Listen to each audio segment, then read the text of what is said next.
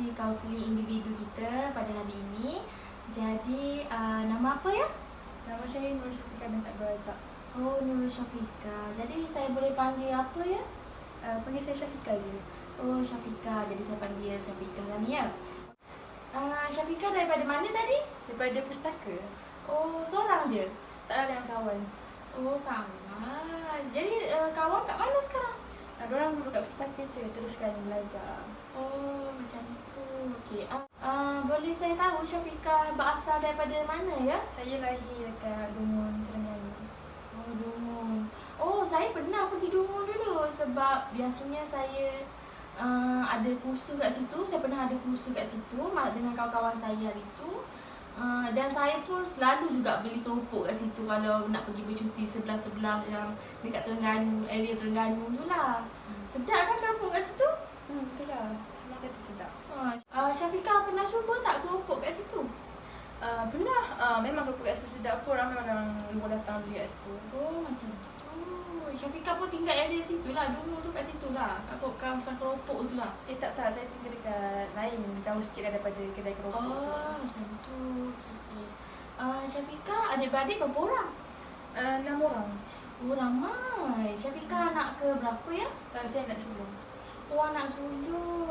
Berapa orang perempuan, berapa orang lelaki dalam adik-beradik Syafiqah tu? Saya ada 6 orang adik-beradik. 3 lelaki, 3 perempuan. Tu umur dalam berapa tahun Saya sulung 22 tahun, yang kedua 18 tahun, yang ketiga 15 tahun, yang keempat 10 tahun, yang kelima yang keenam ni kembar. Oh, kembar. Masih bayi lagi lah. Dalam berapa tahun?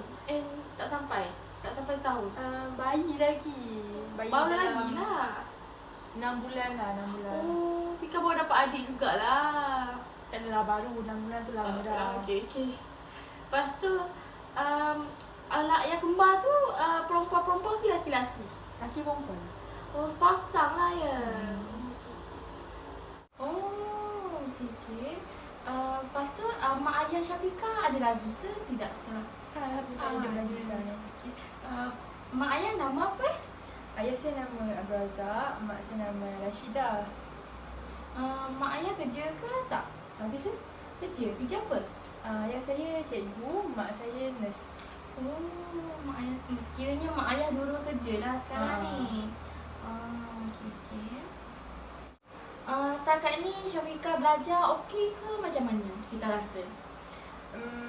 Setakat ni ada yang susah, ada yang senang.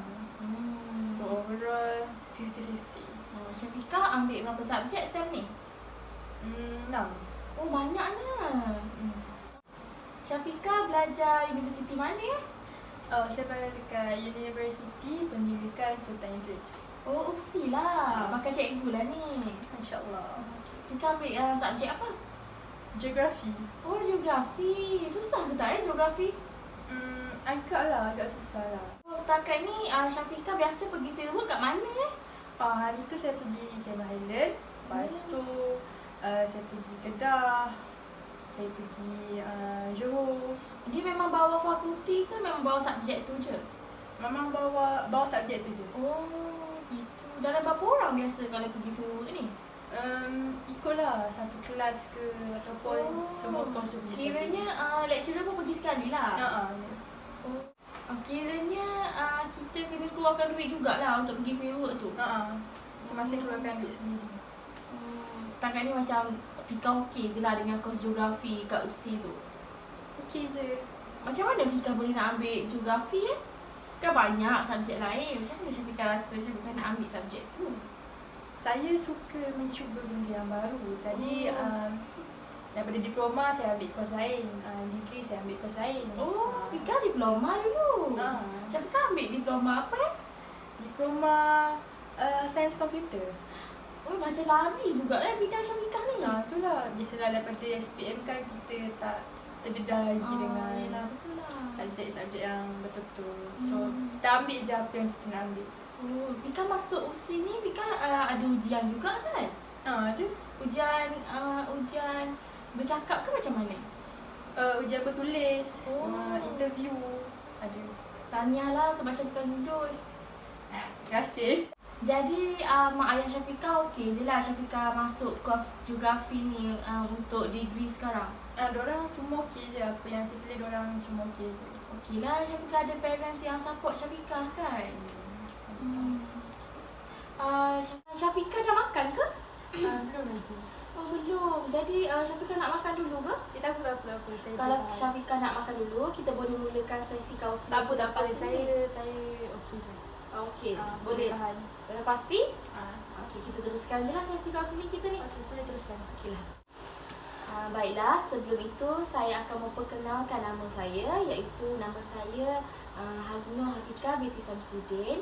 Syafiqah boleh panggil saya Cik Ika lah. Oh, Syafiqah. Okey. Baiklah, sebelum itu juga saya akan menjelaskan atau memberitahu Syafiqah apa itu maksud sesi kaunseling bagi pengetahuan Syafiqah sendirilah. Okey?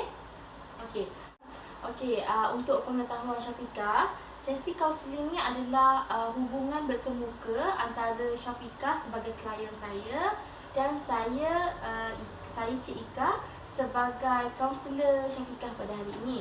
Jadi dalam sesi kaunseling ini Syafiqah boleh beritahu saya apa sahaja masalah yang Syafiqah sedang hadapi dan insya-Allah saya boleh memberi bimbingan sedikit sebanyak kepada Syafiqah untuk selesaikan masalah Syafiqah ni.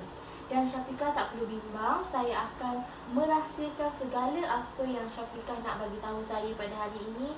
Insya-Allah saya tidak akan memberitahu sesiapalah masalah Syafiqah hadapi sebab apa yang Syafiqah akan beritahu saya selepas ini akan menjadi di bawah akta kerahsiaan.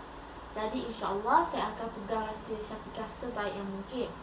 Namun jika terdapat apa-apa masalah, saya akan merujuk masalah Syafiqah ini kepada pihak atasan untuk kebaikan kita bersamalah.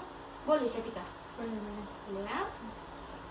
Sebelum itu, saya nak ingatkan Syafiqah yang sesi kaunseling bimbingan kita pada hari ini akan berjalan selama 30 hingga antara 30 hingga 1 jam setengah sahaja, okey? Jadi apa-apa masalah Syafiqah boleh bagi tahu saya dalam masa sekarang lah, okey? Okey. Boleh Syafiqah ikut ni? Boleh. Okey. Jadi jika Syafiqah dah bersedia atau Syafiqah dah nak mulakan, Syafiqah bolehlah kongsikan masalah Syafiqah kepada saya. Jadi Syafiqah ada apa-apa masalah ke setakat ni? Sejak kebelakangan ni, seperti yang kita tahu lah kan, disebabkan virus COVID-19 ni, semua student IPT, semua student lah diarahkan untuk belajar di atas talian. Tak kira lah student IPT ke, sekolah rendah, sekolah menengah, tadika kan. Jadi saya ni masih lagi belajar dekat universiti, dekat UPSI. Belajar atas talian ni agak susah lah sebab semua task, assignment, test, exam, semuanya datang sekaligus yang diberikan oleh lecturer. So saya rasa saya tak boleh nak handle semua tu. Saya tak boleh nak bagikan masa. Itu masalah saya sekarang ni. Kenapa? Kerja tu memang lecturer bagi serentak ke macam mana? Mungkin disebabkan virus ni jugalah, lecturer pun terpaksa buat benda tu ataupun diorang pun tak tahu nak buat macam mana lagi, so diorang bagi je macam tu. Tapi itulah membebankan student ni. Jadi disebabkan tu saya rasa sangat stres sekarang ni sebab bila semua duduk kat rumah, adik-adik saya kan ramai, mak ayah saya pula sibuk kerja walaupun disebabkan virus ni memanglah hari tu semua duduk kat rumah kan, tapi disebabkan lepas kerajaan dah umumkan PKPTP ni, semua rakyat kan boleh dibenarkan untuk kerja kembali. So mak ayah saya pun kerja lah sekarang ni. Jadi disebabkan tu saya rasa sangat stres sebab memandangkan saya ni anak sulung, semua kerja rumah saya kena handle. Adik-adik saya ada yang masih kecil kan. Lagipun nenek saya yang dah uzur pun duduk dengan saya sekali. Jadi banyak benda yang saya nak kena handle. Saya nak kena uruskan adik-adik lagi, nak kena masak lagi, nak kena buat kerja rumah lagi, nak kena study lagi, assignment nak hadirkan. Lepas tu saya kena siapkan assignment lagi, nak kena hadir kelas atas talian lagi, nak kena uruskan nenek saya yang uzur sebab dia tak boleh bangun sendiri. Saya kena mandikan dia, kena cuci bilik dia. Saya kena, lagi pun saya ada adik bongsu yang baby kan, yang bayi lagi tu 6 bulan, 2 orang. So serabut lah, dia macam tak boleh nak handle semua benda, semua atas sebahu saya. So kalau nak harapkan mak ayah saya memang taklah, dia orang pun busy kan. Itulah, serabut sangat. Jadi Syafiqah rasa sangat terbeban lah dengan masalah yang Syafiqah hadapi sekarang. Saya tak tahu nak cakap macam mana. Nak kata terbeban sangat tu saya rasa macam berdosa pula kan, sebab kita yang hadapi ni, kita yang hadapi ni lah yang menanggung teruk dengan apa, tanggungjawab dekat rumah lagi, tanggungjawab dekat pembelajaran lagi. Itulah. Ya, saya faham dengan masalah Syafiqah ni. Kadang-kadang benda ni yang buat saya down dan rasa takut nak belajar kelas talian. Saya tak boleh nak fokus pada assignment lagi, pada test. Boleh Syafiqah terangkan macam mana benda macam ni boleh buatkan Syafiqah rasa down dan takut dalam masa yang sama? Mestilah takut sebab sebelum ni kan kita belajar macam biasa je. Belajar dekat college dengan kawan-kawan. Tapi tiba-tiba sekarang ni norma baru di mana kita belajar dekat atas talian. Semua benda kita kena buat sendiri, tak boleh nak harapkan orang lain. So saya takut benda tu akan jejaskan saya punya pointer untuk semester ni, sebab semester-semester sebelum ni pointer saya agak baik lah. So saya takut lah benda tu akan menjejaskan pointer saya SEM ni. Boleh Syafiqah jelaskan waktu bekerja mak ayah Syafiqah macam mana buat masa sekarang sehingga boleh menyebabkan Syafiqah yang terpaksa menguruskan semua masalah dalam keluarga Syafiqah? Kalau ayah saya cikgu kan, cikgu dia kerja office hour lah, daripada pukul 7 pagi dah kena pergi kat sekolah kan. Pukul 3 macam tu dah balik dah. Tapi disebabkan PKP ni, PKTP ni kan, kerajaan dah bagi student masuk balik tapi dengan SOP kan. So cikgu-cikgu ni dikerahkan untuk siap lengkapkan SOP kat sekolah. Jadi cikgu-cikgu ni dia kerja lebih masa sikit. So ayah saya kadang-kadang tu tak menentu balik dia. Kejap balik awal, kejap balik lambat. Kalau balik pun mesti penat kan. Lagipun laki kan, dia tak buat banyak mana kerja rumah. Kalau mak saya ni dia kerja nurse, lagilah balik lambat sebab disebabkan lagi-lagi sebab COVID-19 ni, nurse dekat hospital ni dia kerja shift. So kadang-kadang shift malam, kadang shift pagi dia balik malam. Kalau shift malam dia sampai kat rumah pagi besoknya baru sampai kat rumah. Jadi macam mana Syafiqah boleh macam mana, maksud saya macam mana Syafiqah boleh membahagikan masa Syafiqah dengan belajar, dengan menguruskan adik-adik, dengan memasak, kerja rumah, semua tu macam mana? Benda tu saya tak rancang pun sebab yelah, tak nak tu tanggungjawab kita.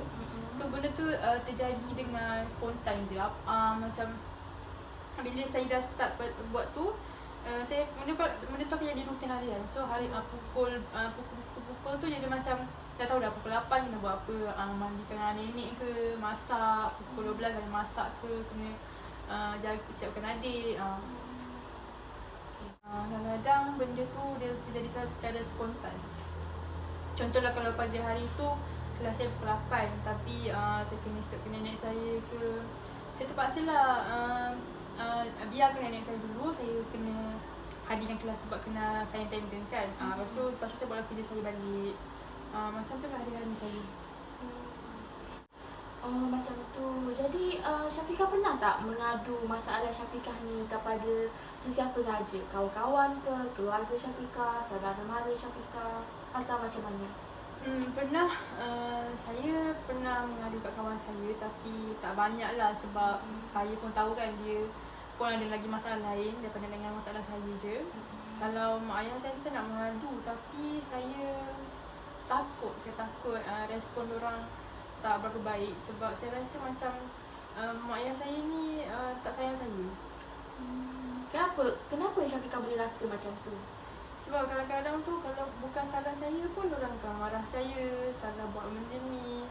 Walaupun tu bukan salah saya, walaupun tu secara tak sengaja, diorang semua salahkan saya. Yelah, saya ni kan anak sulung. Adik-adik pun kecil lagi, maybe tekuk diorang salahkan saya. Macam tu. Jadi Syafiqah, dalam adik-beradik Syafiqah tu semua ada tak yang membantu Syafiqah juga dalam membuat kerja rumah ni? Atau semua benda atas kepala Syafiqah sahaja? Tak. Disebabkan saya ada 3 orang lelaki, 3 orang perempuan. Yang lelaki tu jarang lah bantu saya. Budak lelaki kan? Orang sibuk dengan main game je. Kalau perempuan, kecil-kecil lagi kan, orang tak faham. So kalau nak perempuan, tolong sikit-sikit je lah. Tapi semua benda saya buat sendiri lah. Macam tu. Maaf Syafiqah, kalau boleh saya nak tahu macam mana nenek Syafiqah boleh tinggal bersama Syafiqah? Dan macam dah berapa lama nenek Syafiqah berada dengan Syafiqah di rumah Syafiqah buat masa sekarang ni? Dulu adik-beradik ayah saya ada ramai lah juga. Tapi ramai yang meninggal juga. So masa sekarang ni 2 orang je adik-beradik ayah saya yang tinggal. Ayah saya dengan adik lelaki dia. So disebabkan tu bergili 2 rumah ni je lah. Dia kira macam sebulan rumah saya, sebulan rumah makcik saya. Tapi disebabkan PKP ni tak boleh bergerak kan. Nenek saya banyak habiskan masa kat rumah saya lah. Macam tu.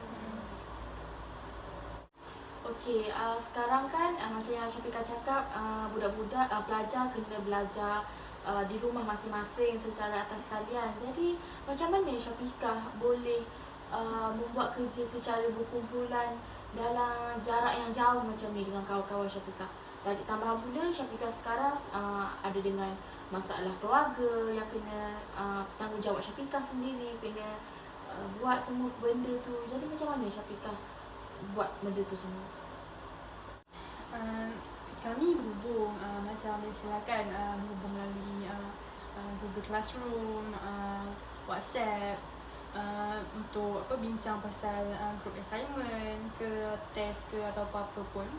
Tapi bila melibatkan masalah keluarga ni, biasalah kan, kadang-kadang saya terlepas pandang, kadang-kadang saya terlupa ada group discussion. Ada group discussion tu. Macam tu lah. Okey, baiklah Syafiqah. Macam mana penerimaan kawan-kawan Syafiqah dengan masalah yang Syafiqah hadapi? Yelah, kadang Syafiqah terlepas pandang sekiranya Syafiqah ada group discussion atau macam mana. Kawan-kawan Syafiqah macam mana? Setakat ni kawan-kawan saya, kawan-kawan yang rapat lah, diorang faham yang saya ada masalah jaga nenek dekat rumah, adik-beradik ramai, diorang faham. Tapi ada yang sesetengah tu tak berapa nak faham. Diorang keep push saya untuk siapkan untuk buat group discussion. Ada yang bercakap belakang, mengatir dekat belakang kan, sebab kita tak datang tak join group discussion. Ada yang faham tu faham, ada yang tak faham tu kita tak pernah buat apa lah. Sebab lain-lain orang kan lain-lain dia punya pemahaman. Lagipun lecturer saya pun ada yang faham, ada yang tak. Kalau yang jenis strict tu dia susah sikit lah nak bertoleransi, nak consider dengan saya. Ada yang faham tu alhamdulillah boleh bertoleransi lah dengan masalah saya ni. So tu lah masalah yang saya tak boleh nak handle lagi. Jadi buat masa sekarang Syafiqah adalah tertinggal dalam contoh Syafiqah terlupa, Syafiqah ada test atau Syafiqah rupanya ada kelas atau macam mana? Pernah kalau test tu saya pernah terlupa lah, tapi tak pernah lagi lah tak ambil. Kalau walaupun kadang-kadang tu saya ambil last minute tu pun sebab kawan-kawan yang ingatkan saya, kawan-kawan yang call saya ingatkan. Kalau kelas saya banyak kali jugalah termiss sebab saya terlupa kelas pada hari tu. Yelah kita kat rumah kan, mana nak ingat pukul berapa sebab sibuk dengan adik lagi, sibuk dengan nenek lagi. Kadang-kadang saya terlupalah kelas pada hari tu. Kalau dan kadang-kadang kawan pun tak adalah masa, tak ada selalu lah untuk ingatkan kita kan. So banyak juga kelas saya termiss kan. Jadi setelah apa yang saya dengar daripada Syafiqah tadi, saya merasakan Syafiqah ni mengalami masalah kekangan masa. Syafiqah tidak mempunyai masa untuk menyiapkan kerja pembelajaran Syafiqah. Syafiqah terpaksa membuat kerja rumah, menjaga adik-adik, menjaga nenek Syafiqah yang masih sakit. Jadi Syafiqah tiada masa untuk pembelajaran Syafiqah sendiri. Betul tak? Betul. Dengan masalah mak ayah bekerja lagi. Berdasarkan pengalaman yang Syafiqah kongsikan sebentar tadi, saya pun mempunyai seorang kawan perempuan yang merupakan anak sulung tetapi merupakan seorang anak yang piatu, di mana dia terpaksa menjaga adik-adik dia macam Syafiqah hadapi sekarang, tapi ditinggal bersama nenek dia. Dan dalam masa yang sama, nenek dia juga seorang yang sakit, di mana sakit uzur lah, tak boleh bangun semua tu. Jadi dalam masa yang sama, dia terpaksa menyara kehidupan dia juga, memandangkan mak ayah dia pun dah tiada kan. Jadi menurut Syafiqah lah kan, dia apa persepsi Syafiqah berdasarkan apa yang saya ceritakan pada Syafiqah hari ini? Bagi saya dia seorang yang tabah lah. Sebab yelah mak ayah dia tak ada, dia lagi pula kena uruskan nenek dia lagi, adik-adik dia lagi. Saya pun rasa saya tak mampu nak hadap macam mana yang dia hadap tu. Jadi apa yang Syafiqah hadapi hari ini, saya merasakan lebih kurang sama dengan apa yang dihadapi oleh kawan saya tu. Di mana Kak Syafiqah terpaksa jaga nenek Syafiqah buat masa sekarang, dan Syafiqah terpaksa menjaga adik-adik Syafiqah bila mak ayah Syafiqah keluar bekerja, dan Syafiqah terpaksa membuat kerja rumah, memasak, mengemas rumah semua tu kan. Jadi saya merasakan Syafiqah boleh untuk mencontohi dia. Apa menurut Syafiqah? Saya kurang faham. Maksudnya mencontoh dari segi apa tu? Maksud saya kat sini mungkin Syafiqah boleh lebih bersabar, lebih tabah menghadapi dugaan Syafiqah sekarang. Syafiqah cuba bayangkan yang masalah yang Syafiqah hadapi ni bukanlah masalah yang besar. Mungkin saya tak merasakan apa yang Syafiqah rasakan buat masa sekarang, sebab saya tak hadapi apa yang Syafiqah hadapi. Cuma saya boleh faham dengan keadaan atau konflik yang sedang Syafiqah hadapi buat masa sekarang. Betul. Sebab lain orang, lain apa masalah yang dia hadapi kan. Walaupun kita rasa kita ni susah, tapi ada lagi yang susah daripada kita. Ya, betul lah tu. Saya rasa diri saya yang tak boleh nak hadapi masalah ni dengan baik. Mungkin saya setkan minda saya ni untuk tak boleh nak hadapi masalah ni. Sebenarnya saya boleh je, tapi saya tak mencuba untuk menghadapi masalah ni. Baiklah Syafiqah, sekiranya saya yang berada di tempat Syafiqah buat masa sekarang, saya boleh membuat beberapa strategi lah atau langkah yang boleh saya cadangkan buat Syafiqah. Bolehkah Syafiqah? Boleh. Boleh ya? Okey, cadangan pertama di mana saya merasakan Syafiqah boleh berbincang secara baik dengan ibu ayah Syafiqah, dengan mak ayah Syafiqah, di mana mungkin Syafiqah boleh berterus terang. Sebab bagi saya benda macam masalah yang Syafiqah hadapi ni bukan nak kata satu masalah yang kecil, tak juga. Nak cakap masalah besar pun tak juga. Jadi masalah ni boleh sedang-sedang. Jadi saya rasa Syafiqah boleh hadapi benda tu dengan berterus terang dengan mak ayah Syafiqah. Mungkin ada jalan penyelesaian lain di mana adik-adik Syafiqah boleh dihantar pengasuh sementara Syafiqah sedang menghadapi kuliah, pembelajaran atau test di mana hari-hari tertentu saja kan. Ya. Dan selain itu, bagi nenek Syafiqah pula, Syafiqah mungkin boleh bertoleransi dengan mengambil masa tertentu lah menjaga nenek Syafiqah. Mungkin buat masa sekarang Syafiqah boleh menghantar nenek Syafiqah ke rumah ibu saudara Syafiqah. Mungkin nenek Syafiqah tu boleh diuruskan oleh orang lain, di mana ayah atau ibu Syafiqah boleh mengupah orang lain untuk menjaga nenek Syafiqah dalam masa yang sama. Sebab Syafiqah pun ada kelas, ada test dalam masa-masa tertentu. Jadi mungkin masa tertentu tu boleh digunakan oleh orang lain untuk menjaga nenek Syafiqah tu. Ya? Dan Selain itu juga saya mencadangkan agar Syafiqah boleh membuat jadual pembelajaran secara lebih terperinci. Dengan keadaan macam tu, Syafiqah boleh membahagikan masa Syafiqah dengan lebih bijak. Di mana Syafiqah tahu, okey, buat masa sekarang Syafiqah ada kelas, nanti Syafiqah tak ada kelas. Jadi dengan jadual yang ada tu, Syafiqah boleh tentukan masa free Syafiqah, masa kelas Syafiqah. Jadi Syafiqah akan lebih fokus dalam kelas ataupun dalam pembelajaran Syafiqah buat masa sekarang lah.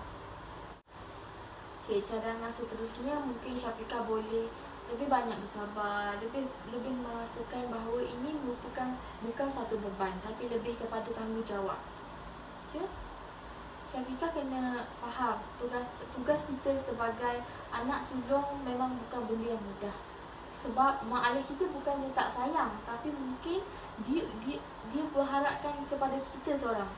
Kita Syafiqah sebagai anak sulung memang mengambil peranan yang sangat berat dan sangat penting dalam keluarga.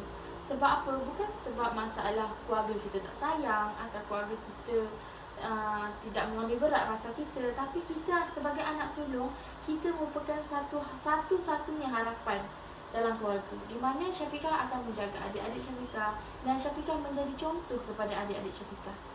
Okey? Bukan berarti mak ayah kita tak sayang, tapi disebabkan kita berperanan yang lebih besar dalam keluarga, dalam menjaga adik-adik, dalam menjaga kebajikan rumah. Mak ayah Syafiqah mungkin sibuk, jadi kadang mungkin sebagai mak ayah kita terlepas pandang. Saya faham perasaan tu sebab saya pun ada anak. Jadi kadang kita terlepas pandang dengan kebajikan anak-anak kita sebenarnya. Baiklah, Syafiqah, apa agaknya tindakan atau peranan Syafiqah selepas ni dalam mengatasi masalah yang Syafiqah hadapi buat masa ni? Lepas dengan apa yang Cik Ika cerita tu, saya rasa saya mampu untuk handle masalah ni. Betul lah tu, masalah saya ni bukanlah besar mana pun. Cuma saya mungkinlah merasa agak tertekan sebab baru pertama kali menghadapi situasi ni. Mungkin pada hari-hari akan datang, kalau masalah ni ada lagi, saya mungkin boleh handle lagi. Disebabkan ni kali pertama saya kena macam ni, mungkinlah saya jadi stres dan tak tahu nak buat apa macam tu. Yelah, macam yang Cik cerita tadi, saya mampu, cuma saya tak buat je. Kalau nak bandingkan masalah saya dengan orang lain, masalah orang lain ada lagi yang lagi susah daripada saya. Kan, daripada seperti yang student yang pernah cerita dekat Cik Ika tu, dia tak ada mak ayah kan, dia tak ada. Saya ni alhamdulillah ada lagi, dan itu mungkin satu privilege untuk saya, tapi saya masih lagi tak bersyukur.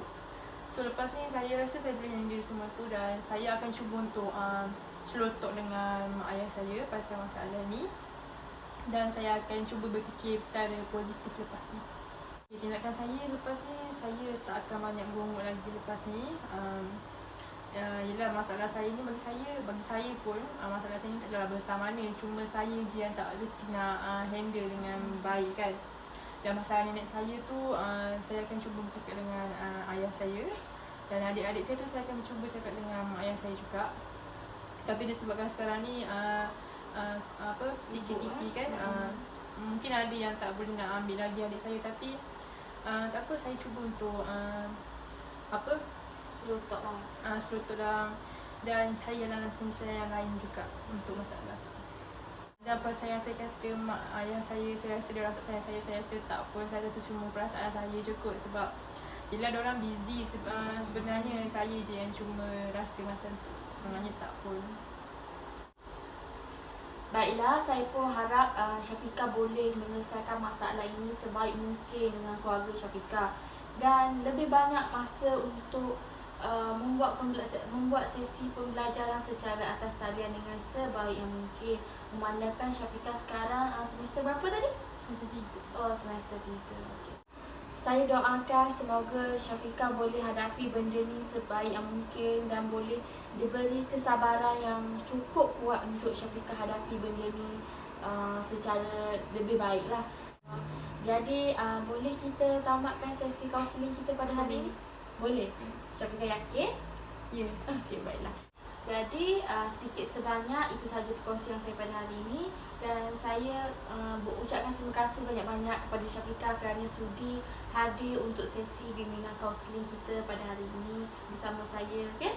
Dan nampaknya sesi bimbingan kaunseling individu kita telah pun sampai ke penghujungnya, dan terima kasih banyak-banyak sebab sudi hadir.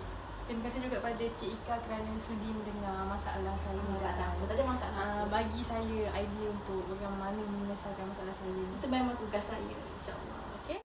Sekian sahaja daripada saya. Terima kasih. InsyaAllah lain kali kita jumpa lagi. Okay? Terima kasih. Jaga diri ya. Okey, insyaAllah.